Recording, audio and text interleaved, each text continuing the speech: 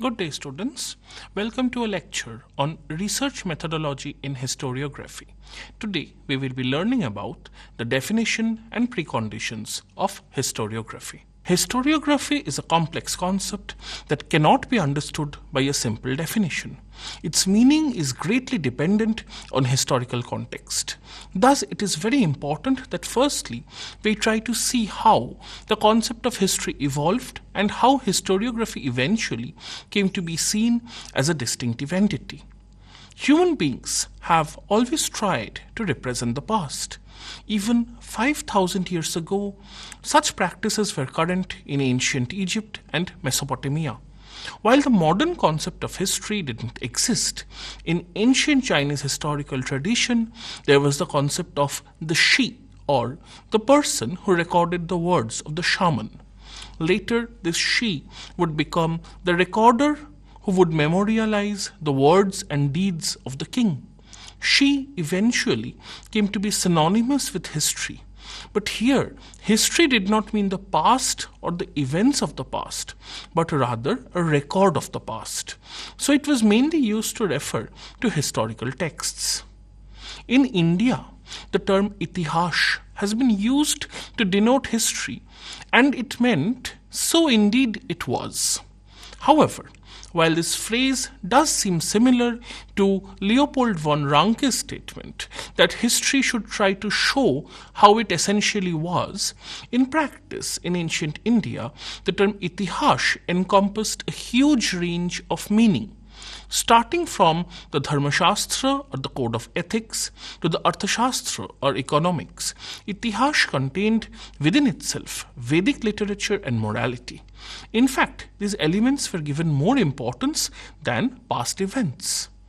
In Arabic, representation of the past was denoted by the word khabar, which could just mean information, and tariq, which could mean a dated record. These terms were more relevant when referring to chronologies. Now, in the Western scholarly tradition, history in the modern sense is a relatively recent phenomenon, having emerged at around the 18th century. Before that, the term history had a whole range of meanings. In ancient Europe, the term history was used to denote a person who has the ability to judge correctly from conflicting versions. Historian, derived from histor, was the activity of finding out the correct version of events. Thus, historia came to mean an action or enquiry, or even the results of such an enquiry. It was only with Herodotus that historia came to mean the product of such an enquiry rather than just its method. It was from this time that historia came to be associated with a form of writing which tried to present the results of an enquiry. This meaning that was closely related to the idea of seeing or knowing was especially important during the time of Thucydides. History, as a factual, written, literary account, took form in the time of the Hellenistic and later the Roman historians. The Romans gave greater importance to the literary dimension, and it came to be identified more with story. This shifting away from an emphasis on fact continued in Jewish and Christian histories that emphasized more on moral value than literal truth. Under Christianity, while the notion of history being about the past remained, it came to be seen as the past of the chosen Christian people and not the non-Christian pagan people. St. Augustine made another change when he divided history into the sacred and profane. While in the medieval period, the definition of historia was much broader, efforts were being made to relate it to things that had actually happened. Thus, Isidore of Seville argued that historia was about things which had been done, while fables were about things that have not been and could not be done. In the medieval period, history was seen as a way of knowing, as something like a literary genre, and as the object of cognition itself. The Renaissance initially saw history as an educational, didactic form of writing. But by the 17th century, there was a more critical view, where proving the authenticity of the sources was key. During the 18th and 19th centuries, it was recognized that there were two types of history: that of past events, or res gestae, and a historical study of history writing, or historia rerum gestarum. But they were not treated separately as separate things. There was no distinguishing between the past and its representation. In the 19th century version of fact-oriented history, the historian was made invisible, and the underlying assumption was that a proper arrangement of facts would always reveal the objective truth about the past with no regard for different interpretations. However, it should be noted that it was this 19th century idea of history that came closest to approximating the current idea of history. None of the preceding concepts that have been discussed so far have reflected the most modern concepts of history. This comfortable consensus about history accurately reflecting the past was disputed by historians as early as 1897, when Droysen remarked that we only see remains or traces of the past, which the historian has to interpret using certain methods. In his famous book, What is History?, E. H. Carr commented in 1961 that history was a dialogue between the past and the present. It is therefore understood that the past and history are two entirely different things. While the past can be represented in various ways, history is simply one of the more dominant ways of representation. Now that we have understood where the modern idea of history is standing, let us turn to historiography. Historiography has been interpreted as both the practice of writing history and the study of how history is and has been written. Therefore, it has been portrayed both as history and history of historical thought and writing.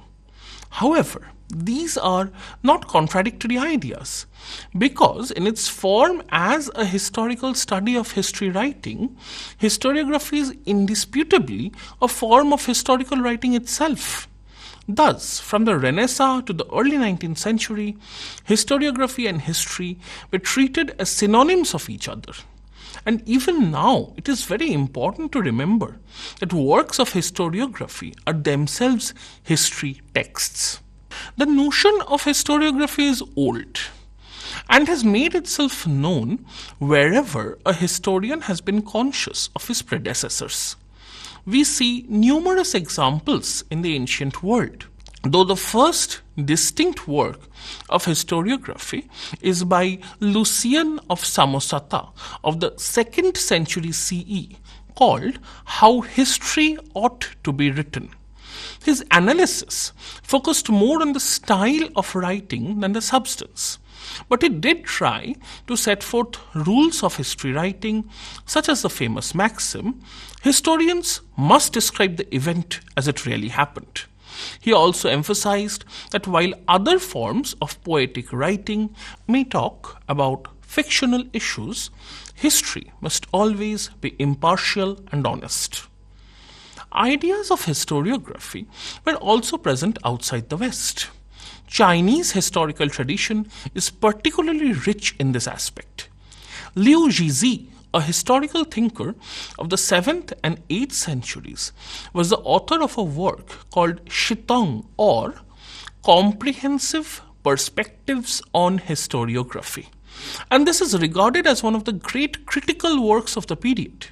He sharply criticized the practice of collective history writing of the contemporary Tang period and commented favorably on past traditions of individual authorship. in the 11th century, we have a work by Zheng Qiao called Tongji or Comprehensive Treatises. And much later, in the 18th century, we have Zhang Zhuocheng's Wenxi Tongyi or General Meaning of Literature and History.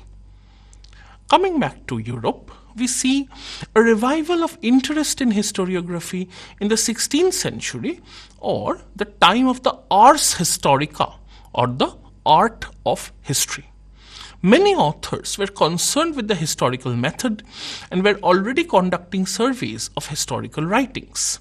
The natural result of this effort was the formulation of the general principles of history, and this was done to a large extent by the famous French thinker Jean Bodin, who wrote Methodus in 1566. A concern with method and principle became central to historical practice, and various manuals focusing on method and concept were being published. These were collected in a 2-volume Treasury of Historical Art.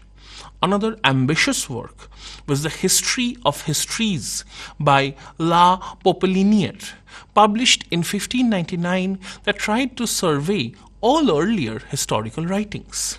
The 17th century saw the publication of another massive volume called The Art of History by Vossius. These trends continued into the 18th century with the development of more works on historical method and theory. Johann Heineccius wrote one such work in 1703, focusing more on national histories. Burchard Struve published a historical bibliography in 1705. This was seen as such a valuable resource by 18th century scholars who would go on to edit and re-edit it to add more information. In 1707, Louis-Élie Dupin published a gigantic universal bibliography that included historians, historical works, chronology, and geography in its massive scope. Johann Katterer tried to distinguish between various types of history writing in his work. Johann Rambach in 1763 tried for a balanced approach to the analysis of history writing, and this has been seen as an early attempt towards a modern approach that distinguished between simply being a handbook of historiography and a book on historical methodology. While such works proliferated, they lacked analytical depth, often being just a collection of accounts or a list of names and books. As the 18th century neared its end, historiography started to enter an analytical turn, which would take it beyond the bounds of mere chronicle. This first took shape in Göttingen in Germany in 1785, where the scholar Schlosser wrote the book Weltgeschichte or World History and discussed at length the importance of historiography. Göttingen would see more work on historiography in the 19th century when Ludwig Wackler published a 2-volume treatise on historiography in 1812 and 1820. In England, Thomas Buckle included a detailed account of historiography in his famous book, The History of Civilization in England, published in 1857.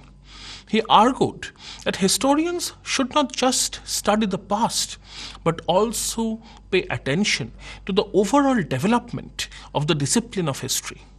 In the second half of the 19th century, Horowitz wrote a history of German history writing in 1865, and the famous British historian Lord Acton wrote significant works on German historical scholarship in 1886. Towards the end of the century, Droysen and Bernheim in Germany and Langlois and Signobos in France were also publishing important texts on the nature and method of history. Thus, at the start of the 20th century, historiography was a major area of serious scholarship which attracted contributions from the best scholars. So, in 1911, Edward Feuchter wrote a huge book on German historiography.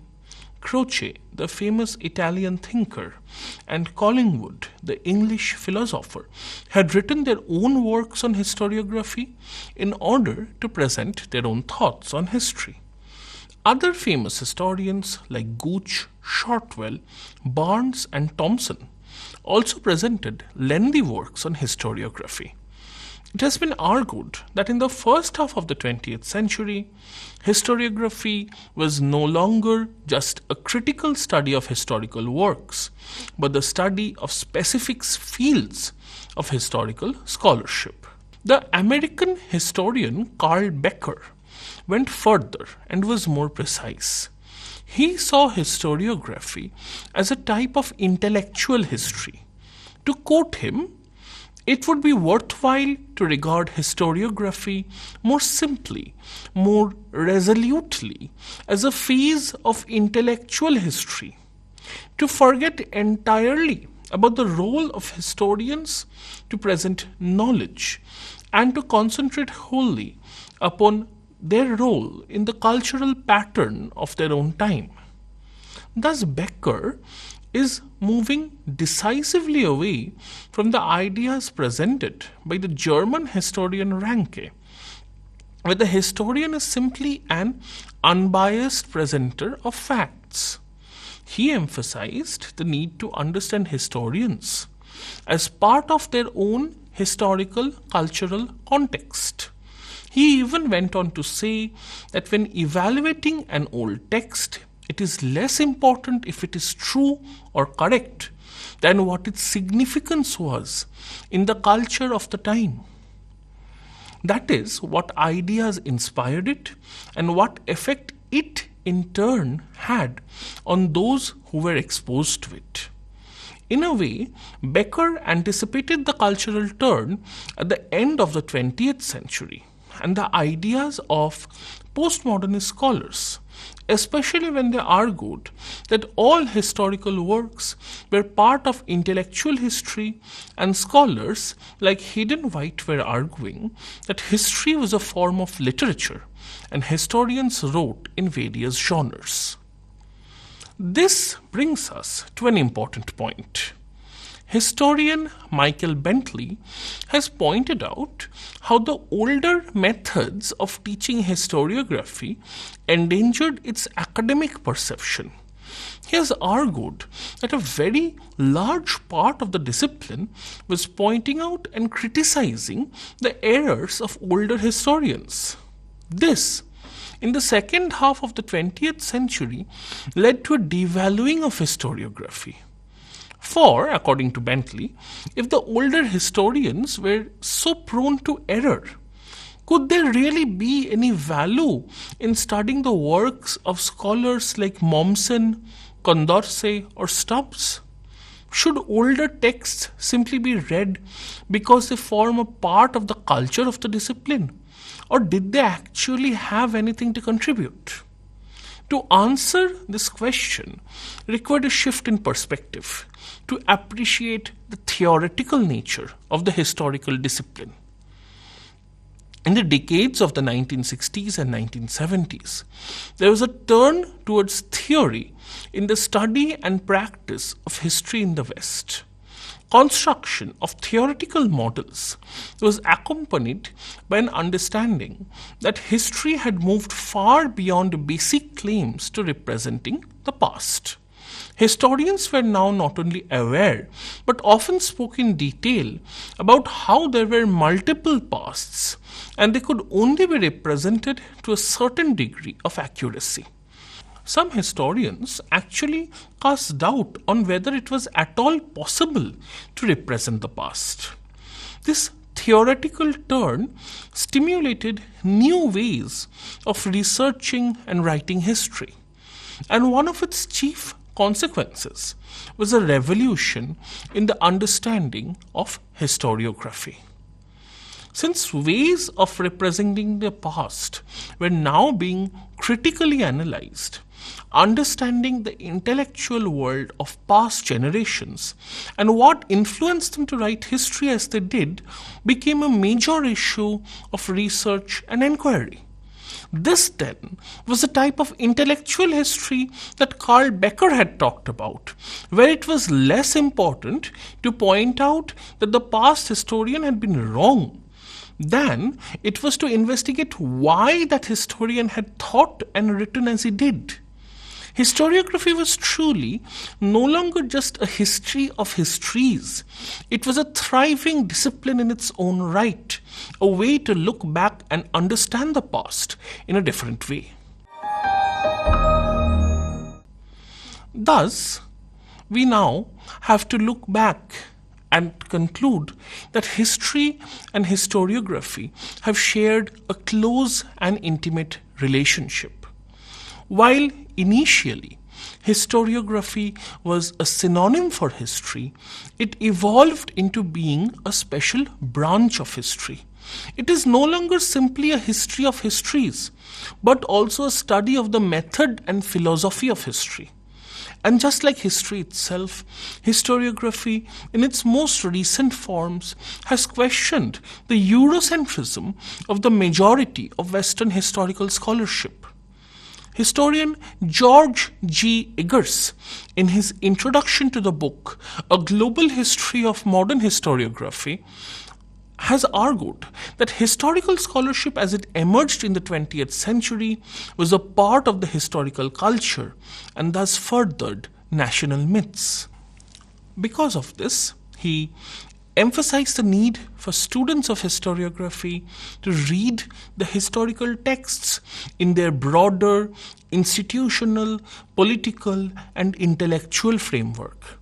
He went on to argue the importance of acknowledging that historical consciousness was not the sole possession of the West, but that other cultures too imagined histories in different ways. Thus, even as recently as 2008, when Eggers' book was published, historians were being mindful about new approaches to historiography. This serves to remind us that historiography is a dynamic discipline that has evolved and changed its ways to better reflect the cultures of historical scholarship. Thank you.